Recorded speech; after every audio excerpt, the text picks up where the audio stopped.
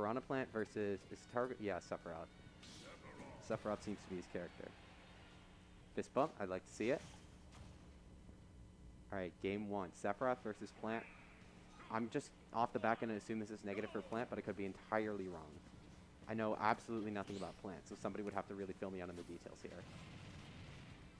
Opening up strong. Oh, but a missed dash grab going completely unpunished, being followed up with a nice ladder combo. Satoru's throwing out a lot of attacks.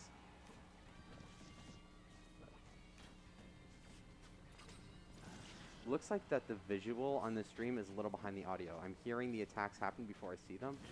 And also the visual is just really choppy. It's like in 10 frames per second.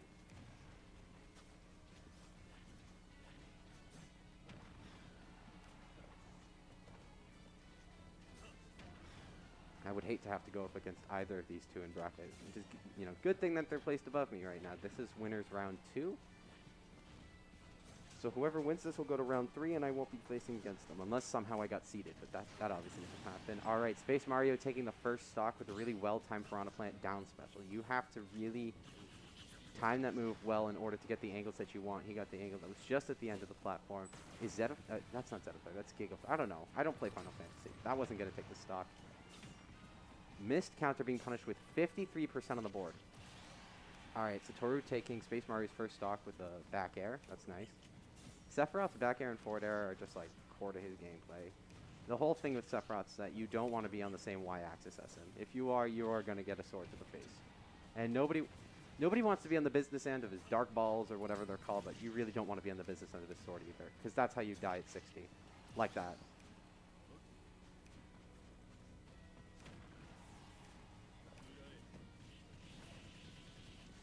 SpaceMario has to make up for that incredibly early stock, as a heavyweight Piranha Plant should not be dying that early, but Satoru got a fantastic read.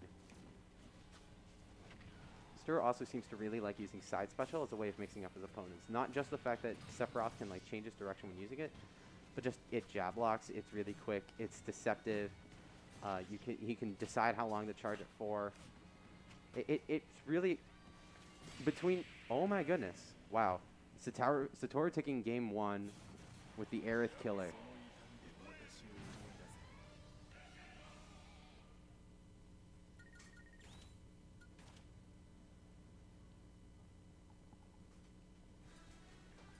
Just gonna have a sip of water, gotta stay hydrated.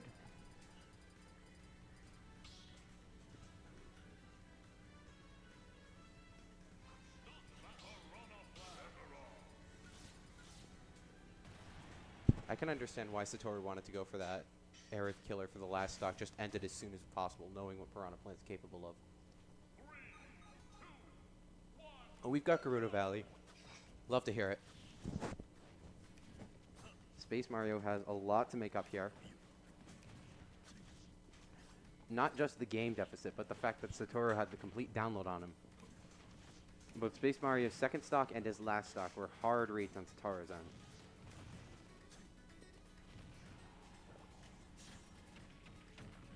Not angling the Patui good enough, and Sephiroth going right underneath it to punish with a jab.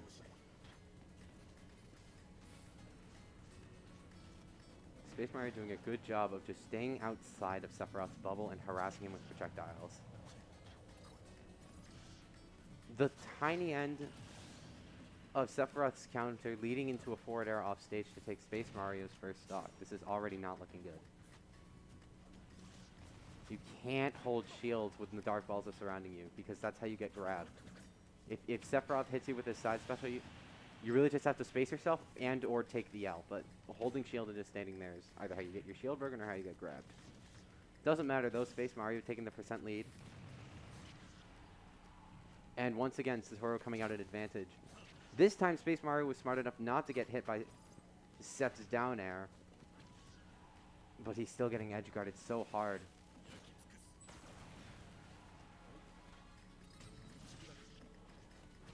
I had a heart attack because I thought that the Patui was reflected and was going to hit him, but that's not DDD's Gordo.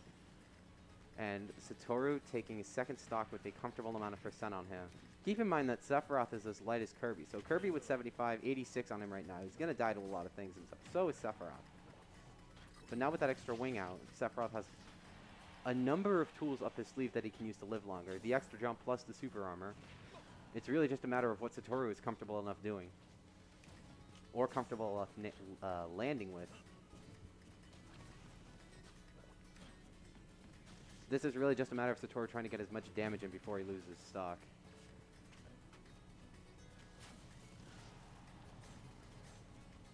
I'm very surprised that SpaceMario didn't get punished for that up B right there. And as I said, only 36% on SpaceMario, a heavyweight. This is basically an even game right now.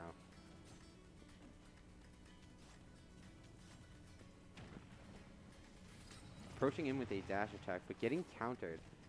Sephiroth's counter is really risky, but it's so strong. It's like the high-risk, high-reward counter, and I never thought I'd see an archetype of counter like that in Smash Bros. And thank you, Sakurai, for making at least one interesting counter in this game. Canceling the flare instead of going for the edge guard. I guess he thought that SpaceMario must have had enough time to like jump and punish him for it, which was true. Like he could have gotten like a spike down air into up smash, and that would have taken the stock.